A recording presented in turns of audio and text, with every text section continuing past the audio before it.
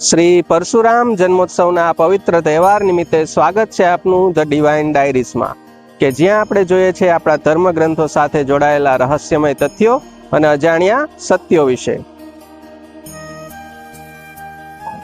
આજના ભાગમાં આપણે શ્રીમદ વાલ્મીકીય રામાયણમાં વર્ણિત ભગવાન શ્રી રામ તેમજ પરશુરામની કથાનું શ્રવણ કરશું. શ્રીમદ વાલ્મીકીય રામાયણમાં વર્ણન આવે છે કે રાજા દશરથના ચારેય પુત્રોના વિવાહ જનકપુરીમાં થયા. ત્યારબાદ તેઓ પોતાના નાગરિકો અને સેનાની સાથે અયોધ્યા પરત ફરી રહ્યા હતા. ત્યારે અચાનક જ માર્ગમાં શુભ તેમજ અશુભ બંને પ્રકારના શુકન થયા અને અચાનક એક ભયંકર વાવાઝોડું ફૂંકાયું. ધરતી ધ્રુજાવતું તે મોટા મોટા વૃક્ષોને ધરાશાયી કરવા લાગી. સૂર્ય અંધકારથી ઢકાઈ ગયો અને ચારે તરફ ધૂળની ચાદર છવાઈ ગઈ. ત્યારે ઋષિ વશિષ્ઠજી તેમજ અન્ય ઋષિઓ, રાજા દશરથ અને તેમના પુત્રો સહિત અન્ય તમામ લોકો અચેત થઈ ગયા. ત્યારે જોયું તો સામેથી જમદગ્નિ કુમાર પરશુરામજી આવી રહ્યા હતા. વશિષ્ઠજી તેમજ અન્ય ઋષિઓએ તેની પૂજા કરી. તેની પૂજા ગ્રહણ કર્યા બાદ પરશુરામે રામ સાથે વાર્તાલાપ કરતા કહ્યું કે તમે ભગવાન શિવનું ધનુષ તોડ્યું છે. તે વાત અદ્ભુત અને અચિંત્ય છે. આ સાંભળીને હું તમારા માટે એક અન્ય ઉત્તમ ધનુષ્ય લાવ્યો છું. તેની પ્રત્યંચા ચડાવો અને તેના પર બાણ ચડાવો અને તમારું પરાક્રમ દેખાડો. આ સાંભળીને રાજા દશરથના મનમાં વિષાદ છવાઈ ગયો. તેને પોતાના સર્વનાશની આશંકા ઉત્પન્ન થઈ અને પોતાના પુત્રોને અભયદાન આપવાનું કહેવા લાગ્યા. ભગવાન પરશુરામે રાજા દશરથના વચનોની ઉપેક્ષા કરી ભગવાન શ્રી રામ સાથે વાર્તાલાપ ચાલુ રાખ્યો અને કહ્યું કે આ લ્યો વૈષ્ણવ ધનુષ અને આના પર એક એવું અમોઘ બાણ ચડાવો કે જે શત્રુઓની નગરી પર વિજય કરવા માટે સમર્થ હોય.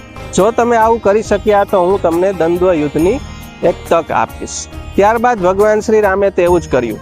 તેણે ભગવાન શ્રી પરશુરામ પાસેથી તે વૈષ્ણવ ધનુષ્ય લીધું, તેની પ્રત્યંચા ચડાવી અને તેના ઉપર બાણ ચડાવ્યું. બાણ ચડાવતાની સાથે જ ભગવાન પરશુરામની અંદર રહેલું વૈષ્ણવ તેજ તેમાંથી નીકળીને ભગવાન શ્રી રામમાં ભળી ગયું. ભગવાન શ્રી રામે કહ્યું કે આ વૈષ્ણવ બાણ અમોઘ છે. તે શત્રુઓની નગરી પર વિજય પ્રાપ્ત કરાવનારું છે. આનાથી હું તમારી પાસે પ્રાપ્ત થયેલી સર્વત્ર શીઘ્રતાથી અવન જવન કરવાની શક્તિનો નાશ કરું કે પછી તમે તપોબળથી જે અનુપમ પુણ્ય લોકો પ્રાપ્ત કર્યા છે તેનો નાશ કર. ભગવાન પરશુરામે જાણી લીધું કે આ વૈષ્ણવ ધનુષ્ય પર બાળ ચડાવનાર અન્ય કોઈ નહીં પરંતુ સાક્ષાત દેવેશ્વર વિષ્ણુ છે. અને તેમણે વિનંતી કરતા કહ્યું કે પૂર્વ કાળમાં જ્યારે મેં સમસ્ત પૃથ્વી ઉપર અધિકાર કર્યો હતો ત્યારબાદ મેં એક યજ્ઞ કરેલો હતો. એ યજ્ઞની સમાપ્તિ વખતે મેં ઋષિ કાશ્યપજીને સમસ્ત પૃથ્વી દાનમાં આપી દીધી હતી. ત્યારે તેમણે કહ્યું હતું કે તમારે મારા રાજ્યમાં રહેવું જોઈએ નહીં. આથી મેં રાત્રે પૃથ્વી પર નિવાસ ન કરવાની પ્રતિજ્ઞા લીધી હતી. આથી મારી આ અવન જવન શક્તિનો નાશ ન કરતા તમે મેં તપોબળથી જે અનુપમ પુણ્યલોક પ્રાપ્ત કર્યા છે તેનો નાશ કરો. ત્યારબાદ ભગવાન શ્રી રામે તેવું જ કર્યું. તેણે વૈષ્ણવ બાણથી ભગવાન શ્રી પરશુરામના અનુપમ પુણ્યલોકોનો નાશ કર્યો. ત્યારબાદ ભગવાન પરશુરામ બોલ્યા કે તમારી સમક્ષ મારી અસમર્થતા રજૂ થઈ છે, જે મારા માટે જરાય લજ્જાજનક નથી, કારણ કે હું સાક્ષાત ભગવાન શ્રી હરિ વિષ્ણુથી આર્યો છું. ત્યારબાદ ભગવાન શ્રી રામે પરશુરામજીનું પૂજન કર્યું અને ભગવાન શ્રી પરશુરામે શ્રી રામની પૂજા ગ્રહણ કરી.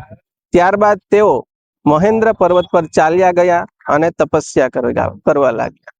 તો આ હતી શ્રીમદ વાલ્મીકીય રામાયણમાં વર્ણિત ભગવાન શ્રી રામ તેમજ પરશુરામની કથા. મળીએ છીએ આવતા ભાગમાં એક નવી કથા સાથે.